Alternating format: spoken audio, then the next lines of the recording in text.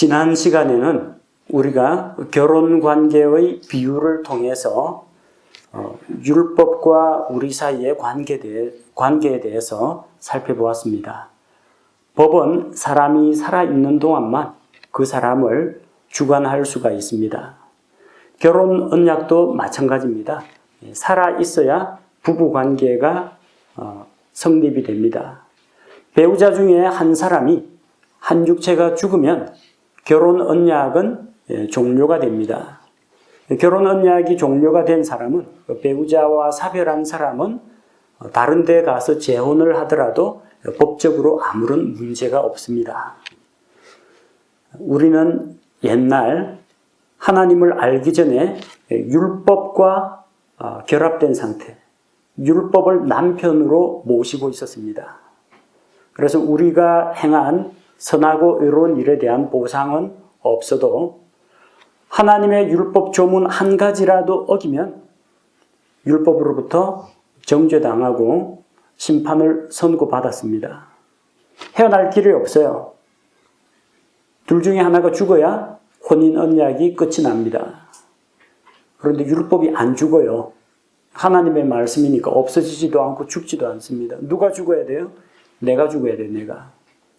내가 내 죄를 안고 죽으면 안 되고 예수 그리스도께서 십자가에 달려 죽으실 때 내가 그분과 연합하여 죽고 그분과 연합하여 부활하면 됩니다. 그러면 죽음을 통해서 율법과는 혼인관계가 종료가 되고 새로운 남편 예수 그리스도와 연합하게 되는 겁니다. 그래서 우리는 죄에 대하여 로마서 6장에서 너희가 죄에 대하여 죽었다 했는데 로마서 7장에서는 너희가 율법에 대하여 죽었다. 율법이 살아있는 사람에게만 영향을 미칩니다. 죽은 자에 대해서는 더 이상 죄값을 내놔라. 죄의 삭슬 사망인데 사망의 삭슬 달라고 하지를 못합니다. 율법에서 해방되었습니다. 우리의 새로운 신분에 대해서 지난 시간에 살펴보았습니다. 이렇게 이야기를 하니까 옛 남편 율법이 아주 사악하고 나쁘고 못된 것이라고 생각하는 사람들이 많습니다. 율법이 죄인가? 성경이 뭐라고 합니까? 율법이 죄냐? 결코 그럴 수 없느니라. 율법이 죄는 아닙니다. 율법은 거룩한 하나님의 말씀입니다. 그런데 우리는 알게 모르게 율법에 대해서 좀 부정적인 생각을 가질 때가 많습니다. 누가 뭔가 좀 법과 질서, 규칙을 잘 지키면 그렇게 하는 건 율법적이다. 좀 자유롭게 살아야지 왜 그렇게 꽉 매여 있느냐. 율법적이다. 그렇게 다른 사람을 비난합니다. 원리 원칙을 잘 지키면 그 율법 지키기 좋아하는 바리새인이라고 비난할 때가 있습니다. 은연중에 율법 하면은 뭔가 좀 부정적이고 은혜 하면은 좋은 거고 우리도 모르게 이런 식으로 잘못된 편견을 가질 수도 있다는 겁니다. 여러분, 율법은 나쁜 거 아닙니다. 율법은 죄가 아닙니다. 율법은 거룩하고 선하고 의로운 것입니다. 율법은 잘못이 없어요. 율법은 죄가 무엇인지를 보여줍니다. 오늘 우리 본문 말씀해 보니까 율법을 통하지 않고서는 내가 죄를 알지 못하였으리니. 죄가 뭡니까? 법을 어기는 겁니다. 율법이 있어야 죄가 무엇인지, 무엇이 옳고 무엇이 그른지, 무엇이 거룩하고 무엇이 부정한지를 판단할 수가 있다는 겁니다.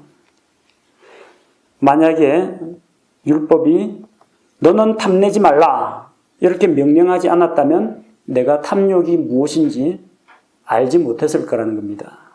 탐욕이 하나님 앞에서 죄라는 사실도 알지 못했을 겁니다. 도둑질하지 말라. 이 말씀을 통해서 도둑질이 무엇인지 생각합니다. 남의 물건을 허락 없이 몰래 가로채는 것, 도둑질이라는 걸 알게 됩니다. 그리고 그것이 나쁘다 하는 것도 알게 됩니다. 율법이 저것은 도둑질이야. 그렇게 하는 건 간음이야. 율법이 언제 도둑질 하라고 했습니까? 간음을 하라고 했습니까? 율법이 죄를 부추깁니까? 그렇지는 않습니다. 율법은 죄가 무엇인지, 간음이 무엇이고 도둑질이 무엇이고 우상숭배가 무엇이고 거짓말이 무엇인지를 보여줍니다. 뿐만 아니라 그렇게 살면 안 된다는 것을 보여줍니다. 율법은 죄가 아닙니다. 율법이 문제가 아니라 율법을 지키지 못하는 사람에게 문제가 있는 겁니다. 오늘은 이 율법에 대해서 다룰 텐데, 율법은 도대체 무엇이며 어떤 기능을 하며 죄와 율법은 어떤 관계가 있는지 살펴보도록 하겠습니다.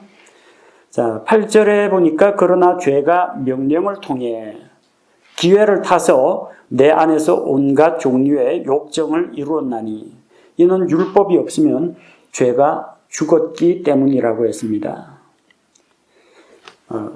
죄는 하나님의 명령을 통해 기회를 타서 우리를 유혹합니다. 우리 안에 있는 육신의 욕망, 이것을 부추깁니다.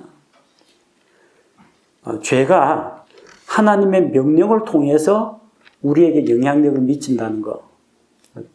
어떻게 보면 참 이게 모순되는 것처럼 보이지만 사실입니다. 왜냐하면 율법에 죄가 기록되어 있기 때문입니다. 이것은 무슨 죄다 하고 율법에 기록되어 있습니다. 살인하지 말라, 간음하지 말라, 도둑질하지 말라, 거짓말하지 말라. 부모님께 효도해야 한다. 이웃을 도와줘야 한다. 이 안에 전부 율법 안에 옳은 것과 그른 것을 판단하는 기준이 들어 있습니다. 그 안에는 긍정적인 내용도 있고 부정적인 내용도 있습니다. 예를 들어서 이웃에게 선을 베풀라. 긍정적인 내용, 선이 무엇인지 알게 됩니다. 또 그 반대도 성립합니다. 이웃을 도와주지 않는 것, 그건 죄가 되죠. 이웃을 도와주는 것은 선인데 이웃을 돕지 않는 것은 죄가 됩니다. 보십시오. 율법에서 이웃을 도우라 하는데 그 안에는 돕지 않을 경우에는 죄가 된다는 거. 돕지 않는 그 개념도 율법 안에 들어가 있습니다. 그래서 죄가 하나님의 명령을 통해서 죄가 무엇인지 그 개념이 율법 안에 들어있기 때문에 하나님의 명령인 율법을 통해서 우리 안에서 욕정을 일으킨다는 겁니다.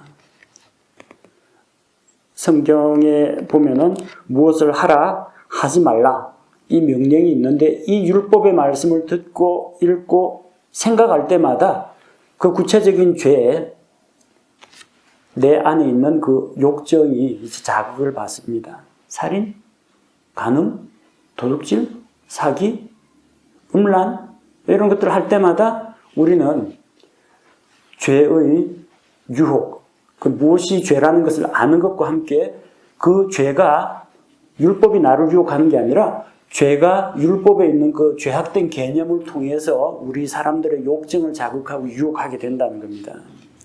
만약에 지난번에도 이야기했습니다만 법이 없으면 죄는 죽은 것이라고 했습니다.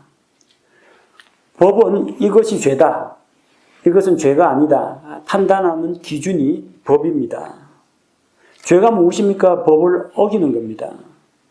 요한 1서 3장 4절에 누구든지 죄를 범하는 자는 율법도 범하나니 죄는 율법을 범하는 것이니라. 율법을 범하는 것, 범법, 법을 어기는 겁니다. 죄는 법을 어기는 것인데 만약에 법이 없다면 어떻게 되겠어요? 하라는 명령도 없고 하지 말라는 명령도 없어요. 그럼 죄인지 아닌지 사람들이 구분을 못하게 됩니다. 지켜야 할 법이 없다면 법을 어기는 일도 없습니다. 지켜야 할 기준 가이드라인이 없는데 어길 수도 없는 거죠. 근데 뭐 사람들이 자기 돈 내고 술을 사 마시는 것은 일반 사람들의 선택의 자유입니다. 근데 옛날처럼 우리나라에 이제 뭐 흉년이 들었다, 쌀을 아껴야 된다 해서 쌀로 술을 빚으면 안 된다, 금주령이 내리기도 합니다. 이전에는. 옛날에는 술 마시는 게 죄가 아니었는데 금주령 내리면 그 기간 동안은 죄입니다.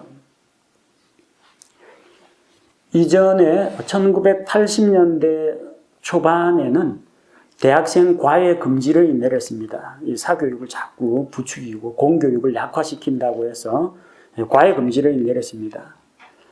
돈 받고 학생들 가르치는 거 불법 아닙니다. 요즘은 교육청에 아예 등록을 해놓고 학원 영업도 할 수가 있고, 그 다음에 아름아름 아는 사람 통해 가지고 과외 같은 것들을 합니다. 죄 아닙니다. 근데 과외 금지령이 내리면 그 과외하는 그게 죄가 된다는 겁니다. 심지어 옛날에는 그 반공 문제, 뭐 간첩이라든지 아니면 이 뭐 불순분자들의 뭐 선동 이런 것들 활동들을 막고 치안을 유지하기 위해서, 그다음 또 다른 요인은 전기를 아끼기 위해서 12시 되면 뚜 하고 통금 사이렌이 울립니다. 밤 12시 넘어가 밖에 나가면 잡아갑니다. 순금 돌다가 잡아갑니다. 야간 통행 금지가 법적으로 정해졌기 때문입니다. 근데 이런 야간 통행 금지에 대한 법이 없으면 밖에 나돌아다녀도 아무런 문제가 되지 않습니다. 지금 여러분 밤 12시, 새벽 1시, 2시 뭐 직장에서 늦게 오거나 뭐 새벽에 퇴근을 하거나 아니면 학원을 늦게 마쳤거나 야간에 차 몰고 다니거나 걸어 다녀도 죄가 아닙니다. 왜? 야간 통행을 금지하는 법이 없기 때문입니다. 법이 없기 때문에 내가 밤에 돌아다니는 것도 죄가 아니라는 겁니다. 법이 있고 그 법을 어겨야 죄가 되는 겁니다. 그래서 율법이 없으면 죄는 죽은 것입니다. 거꾸로 이야기해 볼게요. 율법이 있으면 죄가 살아납니다.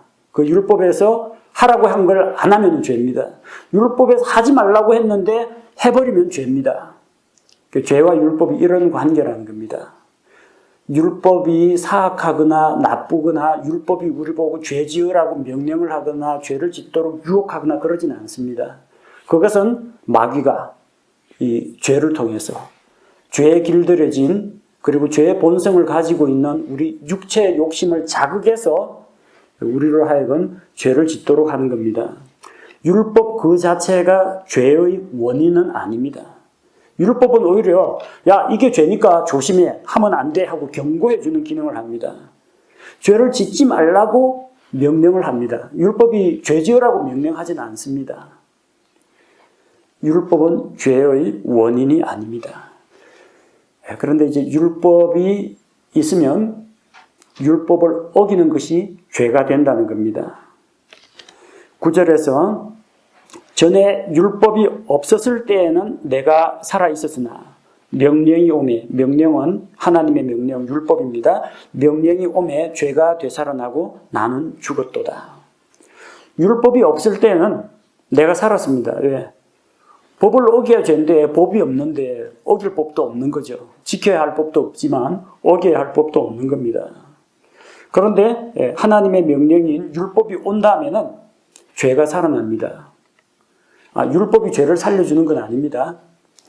율법이 옴으로 해서 무엇이 죄인지, 이거 하지 말라, 도둑질 하지 말라 하면 도둑질, 내가 도둑질이 죄라는 걸 알게 된다는 겁니다. 그리고 하지 말라고 했는데 하거나 하라고 했는데 안 하거나 하면 그때부터 이제 죄가 되는 겁니다. 율법이 온 다음에는 율법을 어기는 것이 죄가 되기 때문에 죄가 살아나고 연약한 우리 육신은 죄의 유혹을 견디지 못해서 죄와 타협을 하거나 죄에게 넘어가서 죄를 짓게 됩니다. 그리고 죄로 인해서 죄의 삭은 사망이요. 죄로 인해서 사망이 찾아옵니다. 그래서 나는 죄로 인해서 죽게 되는 겁니다. 율법이 사람 죽이는 거네요. 그거 아닙니다. 율법이 사람을 죽이는 게 아니라 자기가 지은 죄가 그 사람을 죽이는 겁니다. 율법의 잘못이 아닙니다. 율법이 없는 곳에는 범법도 없습니다. 로마서 4장 15절에 이는 율법이 진노를 이루기 때문이니 율법이 없는 곳에는 범법도 없다고 했습니다. 자, 율법이 옵니다. 율법을 어기면 죄가 됩니다. 그런데 연약한 사람은 율법을 어기고 죄를 짓습니다. 죄의 삭은 사망입니다.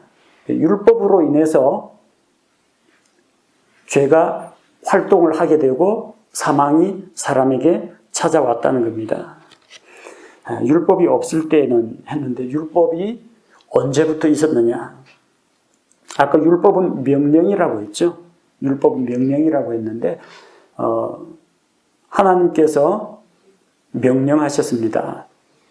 하나님께서 말씀하시고 명령하셨습니다. 그러니까 빛이 있으라 명령하시면 빛이 생기는 겁니다. 하늘에는 새들이 날아다니라 하면은 새들이 창조됩니다. 물속에는 물고기들과 물속 생물들을 풍성히 내라 명령하면은 그대로 이루어집니다. 하나님의 말씀에 권능이 있기 때문에 자연 만물이 다 순종합니다. 그런데 사람은 인격적인 존재로 하나님의 말씀을 듣고 행할 수도 있고 안 할 수도 있고 하나님께 순종할 자유도 있고 불순종할 자유도 있습니다. 바로 그 사람에게 하나님이 명령을 주셨습니다. 율법은 하나님의 명령인데 하나님의 명령은 하나님께서 사람을 만든 이후에 바로 주어졌습니다.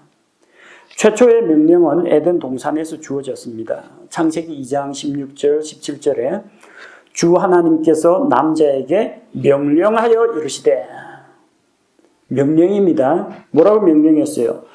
그 동산의 모든 나무에서 나는 것은 내가 마음대로 먹어도 되나 선악을 알게 하는 나무에서 나는 것은 먹지 말라.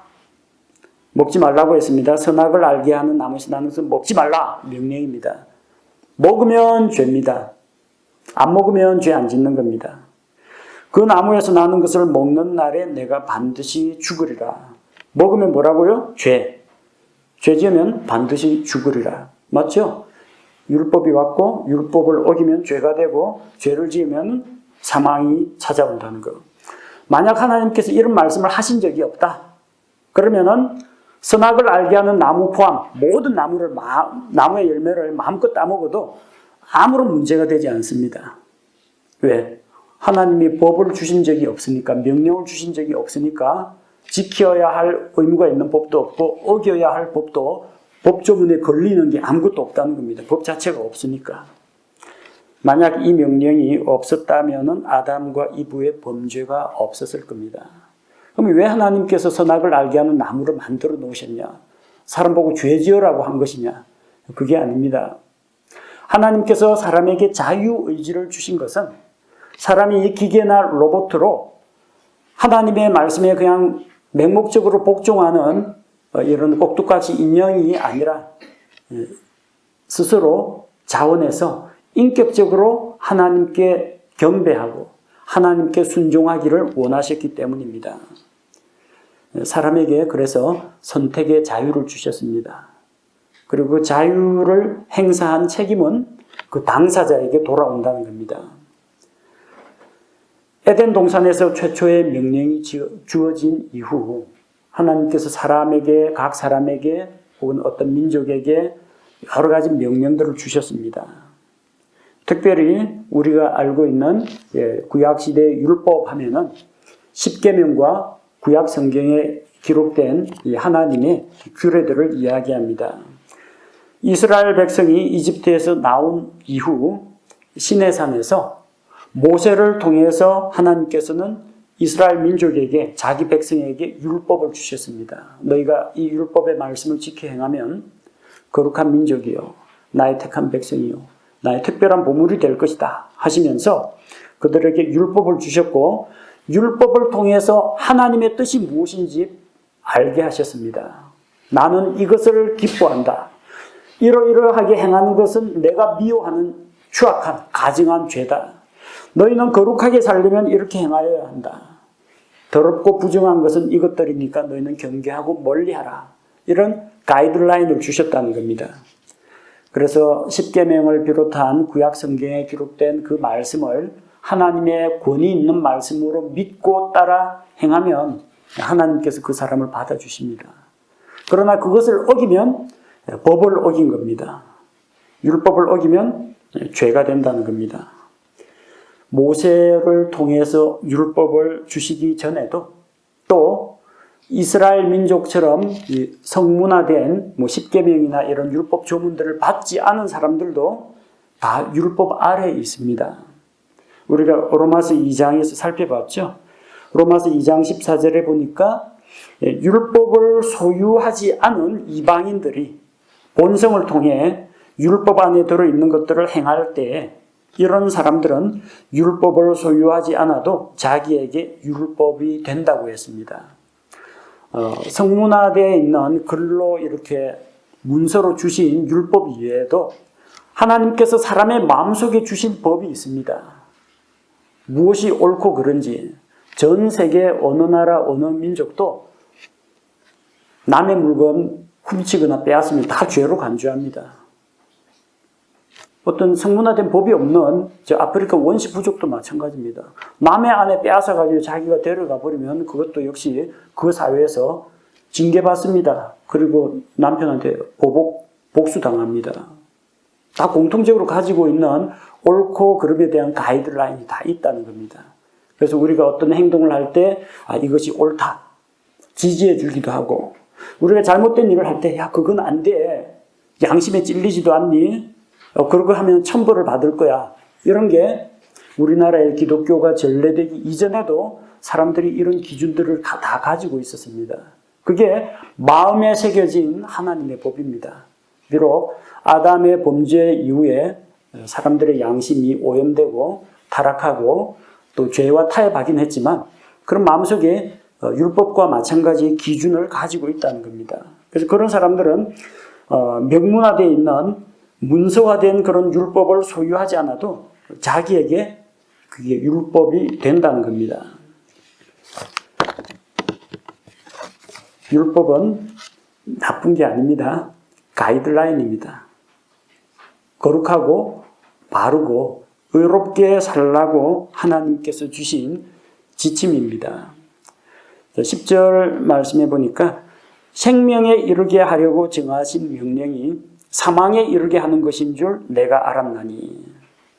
율법은 사람들에게 무거운 의무감을 심어주기 위해서 주신 것이 아닙니다. 율법은 하나님께서 사람들을 괴롭히려고 이거 지키다가 한번 고생해봐라 하고 하나님께서 사람들 골탕 먹이기 위해서 주신 것이 아닙니다. 성경이 무엇을 말합니까? 생명에 이르게 하려고 정하신 명령입니다. 생명에 이르게 하려고. 요한복음 12장 50절에 나는 그분의 명령이 영존하는 생명인 줄 아노라. 하나님의 명령은 영존하는 생명입니다. 지키는 자에게. 안 지키는 자에게는요, 안 지키면 하나님께 대한 반역입니다. 반역은 죄고 죄의 삭은 사망입니다. 신명기 30장 15절에 보라 내가 이날 생명과 복과 또 사망과 화를 내 앞에 두었나니. 신명기 다시 한번 명령한다 그런 뜻입니다. 옛날에 이집트 땅에서 나오던 출애굽 1세대에게 주신 그 명령을 이제 광야 생활 40년 동안에 이집트에서 나온 20세 이상 되는 사람들은 다 죽고 그 다음 세대가 요르단강을 건너서 가나안 땅에 들어가야 하는데 요르단강을 딱 눈앞에 두고 모압 평야에서 하나님께서 모세를 통해서 신명기 말씀을 주셨습니다. 이 신자는 그 신, 하나님을 의미하는 그 신자가 아니고요. 다시 신자라고 합니다. 제신, 그렇게 부르는데 다시 명령한다는 겁니다. 그 출애굽 1세대에게 주신 그 명령을 그 다음 세대에게 주어서 그들이 가나안 땅에 들어가거든 어떻게 하나님께 경배하고 거기에서 우상을 멸하고 사악한 풍습들을 다 내쫓고 하나님의 백성답게 거룩하고 의롭게 살려고 가이드라인을 주신 것이 신명기입니다. 어기기만 해봐라. 이 법대로 다 죽여버리겠다. 하나님이 그런 각오로 신명기 말씀을 주신 게 아닙니다. 뭐라고 했어요? 생명과 복과 사망과 화를. 생명과 복은 그 율법의 말씀에 순종하는 자에게, 사망과 화는 하나님께 반역하고 이 율법의 말씀을 어기는 자에게. 이 사람은 선택할 수가 있어요. 율법은 사람을 사망에 이르게 하려고 준 게 아니라 지키는 자에게 생명과 복을 주려고 주신 하나님의 말씀입니다. 따라서 율법에는 아무런 하자가 없습니다. 뭐가 문제예요? 그러나 사람은 그 율법을 다 지키지 못하기 때문에 율법에 의해 정죄를 받습니다. 자, 11절 말씀에 보니까 죄가 명령을 통해 기회를 타서 나를 속이고 그것으로 나를 죽였다고 했습니다. 죄는 어디에 기록되어 있느냐? 죄인 것과 아닌 것을 분별하는 율법의 말씀에 기록되어 있습니다. 선악을 알게 하는 나무에서 나는 것은 먹지 말라. 명령이죠. 그럼 죄는 뭡니까? 선악을 알게 하는 나무에서 나는 것을 먹는 것은 죄입니다. 명령 안에 어기면은 죄가 되는 그 조건들이 들어가 있습니다. 지키면은 살게 되는 조건들이 들어 있습니다. 근데 죄가 명령을 통해서 나를 속이고 나를 죽게 만들었다는 겁니다. 죄는 사람을 속입니다. 여러분, 죄가 여러분을 죄짓게 만들 때 여러분에게 야, 아무개야 죄지어 하고 명령한다고 여러분이 듣습니까? 야, 내가 명령하는데 저 사람 죽여, 저 사람 한 대 때리고 와. 죄가 그런 식으로 명령하지는 않습니다. 죄가 나를 강제할 수는 없어요. 나를 속여서 죄를 범하게 만듭니다. 야, 저 여자 이쁘지 않냐? 몰래 카메라로 사진 한번 찍어봐. 사진 갖고 두고두고 보고 즐겨. 마음속에 은밀한 욕망을 부추깁니다. 우리는 몰카는 죄입니다. 지하철에 다 그렇게 적혀 있습니다. 아, 몰카는 죄구나. 몰카가 뭐지? 아, 남의 신체 몰래 촬영하는 거. 봐요. 명령 안에 짓게 되는 죄의 내용이 다 들어가 있다니까요. 근데 안 하면 되잖아요. 안 하면 되는데 이 육신의 욕망, 아담의 타락한 본성을 가지고 있고 죄를 더 좋아하는 이런 육신적인 욕망을 가지고 있는 사람들은 죄의 유혹에 속아 넘어간다는 겁니다. 딱 눈 감고 안 하면 아무 일도 안 일어나는데 꼭 한 번쯤 안 들키면은 괜찮지 않을까? 이것 정도쯤이야. 남들도 다 하는데 이런 식으로 타협하다가 죄한테 속아 넘어가는 거예요. 그 딱 한순간만 참으면 되는데 나를 속이고 속아 넘어간 거예요.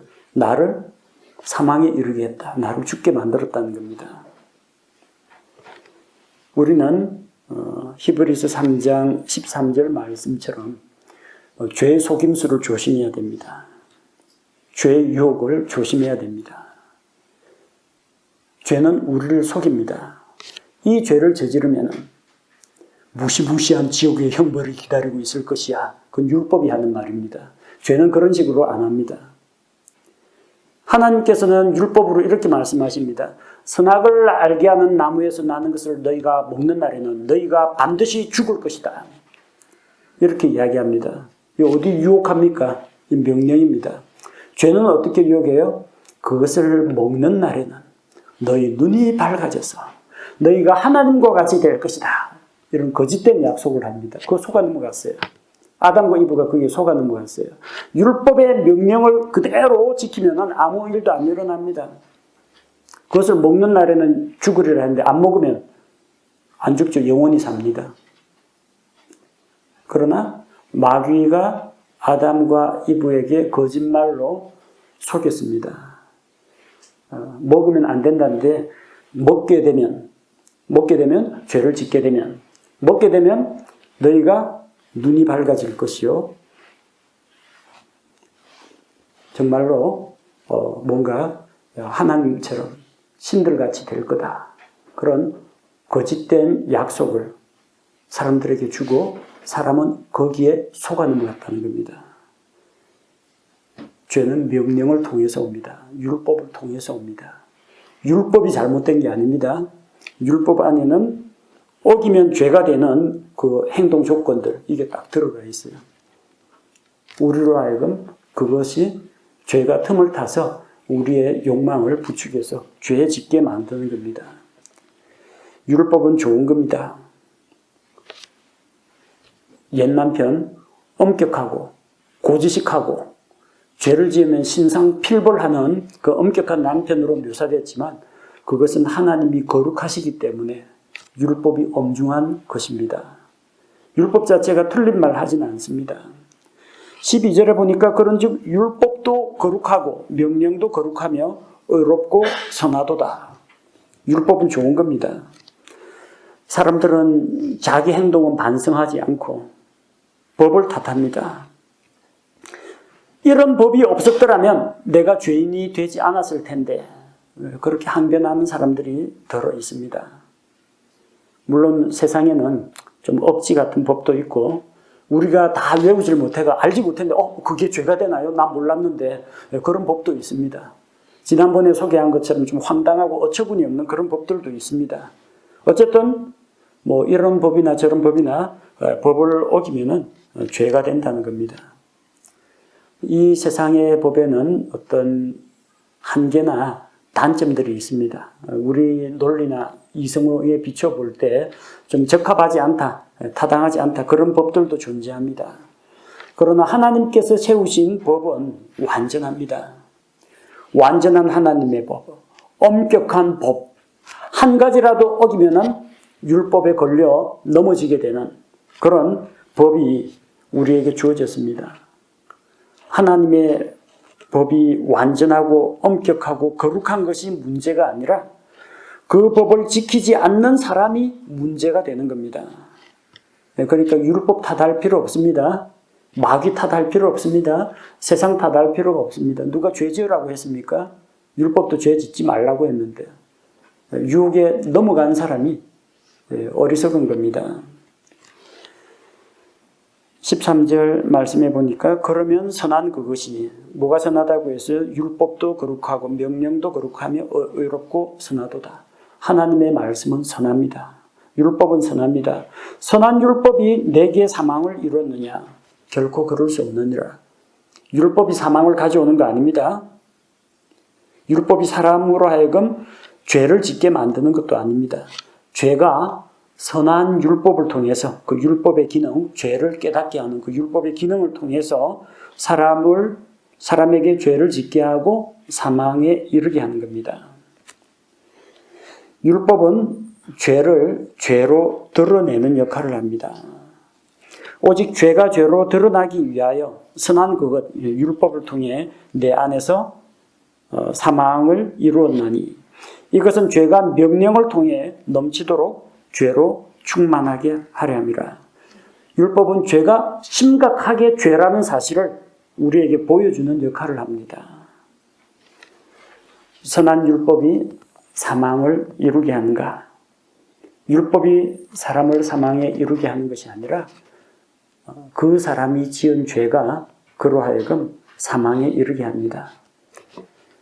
율법은 선하고 의로우나 사람은 선하고 의롭지 못합니다. 율법은 하나님께서 주신 거룩하신 명령입니다. 그 율법에는 하나님의 뜻이 나타나 있고 하나님의 성품이 드러나 있고 하나님이 기뻐하시고 좋아하시는 것과 하나님이 미워하고 싫어하시는 것이 들어 있습니다. 율법은 사람이 어떻게 살아야 하는지를 보여줍니다. 다만 문제는 율법은 사람이 바르게 살도록 만들어 주지는 못합니다. 바르게 사는 것은 율법에게 순종하는 각 사람의 책임입니다. 율법은 죄가 무엇인지 깨닫게 하고 정죄하긴 하지만 죄를 용서해 주지는 못합니다. 율법은 죄를 지은 자를 심판하긴 하지만 죄를 대속해 주거나 용서해 주는 기능은 없습니다. 사람들 중에는 율법을 부정적인 것으로 보고 율법하면 그냥 폐지되어야 할 것으로 보는 견해가 많습니다. 그러나 천지는 없어질지라도 하늘과 땅은 없어질지라도 하나님의 말씀은 없어지지 않습니다. 온 세상이 없어진다고 할지라도 율법의 1.1획도 땅에 떨어지지 않을 것입니다. 율법은 선하고 의롭지만 사람이 그것을 지키지 못하니까 문제라는 겁니다. 율법이 있기에 우리가 옳고 그른 것을 분별합니다. 죄가 무엇인지 압니다. 그리고 말씀을 통해서 죄가 무엇인지 깨달으니까 회개도 하게 되지 않습니까? 말씀을 통해서 내가 죄인인 걸 아니까 구원자를 의지하게 되지 않습니까? 율법은 우리를 그리스도께로 인도하는 훈육선생의 역할을 합니다. 다만 그 죄가 율법을 통해서 사람을 사망에 이르게 합니다. 율법이 죄를 깨닫게 하고 또 율법은 그 죄가 하나님께 반역하는 하나님의 거룩하신 성품을 거스르는 것인 것을 보여줍니다. 죄에 대해서 경계를 주고 얼마나 고마운 일입니까? 죄를 멀리하라고 충고해주고 죄 짓지 말라고 훈계를 하고 그 죄 지으면은 심판과 형벌이 기다리고 있다고 우리에게 알려주는 게 율법 아닙니까? 그럼에도 불구하고 우리 타락한 인간들은 죄의 유혹에 걸려서 자주 넘어집니다. 율법이 사람으로 하여금 죄를 짓게 만드는 것도 아닙니다. 하나님이나 마귀가 사람을 이렇게 무슨 리모컨 조정해서 강제로 죄를 짓게 하는 것도 아닙니다. 각 사람이 하나님의 말씀과 죄의 유혹 가운데서 선택을 하게 됩니다. 사람이 만약에 하나님을 거역하고 죄를 선택하면은 죄인이 되는 것입니다. 창세기 4장 7절에서 하나님께서 가인에게 경고를 주셨습니다. 그러나 내가 잘 행하지 아니하면 죄가 문에 엎드려 있느니라. 그의 열망이 내게 있으리니 너는 그를 다스릴 것이니라. 우리가 바르고 의로운 길을 걸어갈 때에는 우리 마음속에 하나님의 법이 있을 때는 고진 길을 가게 됩니다. 그러나 만약에 우리가 하나님의 뜻을 거스르고 악한 길로 가게 되면 죄가 문에 엎드려서 대기하고 있습니다. 우리 문 앞에서 기다리고 있어요. 그리고 우리 속에 유혹과 죄짓고자 하는 열망을 부추깁니다. 하지만 너는 그를 다스릴 것이니라. 우리는 죄의 유혹, 죄의 열망을 다스릴 수 있는 존재라는 겁니다. 근데 안 다스리고 죄가 주는 그 일순간의 짜릿함과 어떤 쾌락과 순간적인 어떤 이득, 이런 걸 노리고 죄에게 속아 넘어가면 죄를 짓게 되는 것입니다. 그래서 우리가 죄와 율법의 관계에 대해서 바르게 이해해야 합니다. 율법은 선하고 거룩하고 의로우나 우리 사람은 연약하여 율법을 다 지켜 행할 수 없는 그런 한계를 안고 있습니다.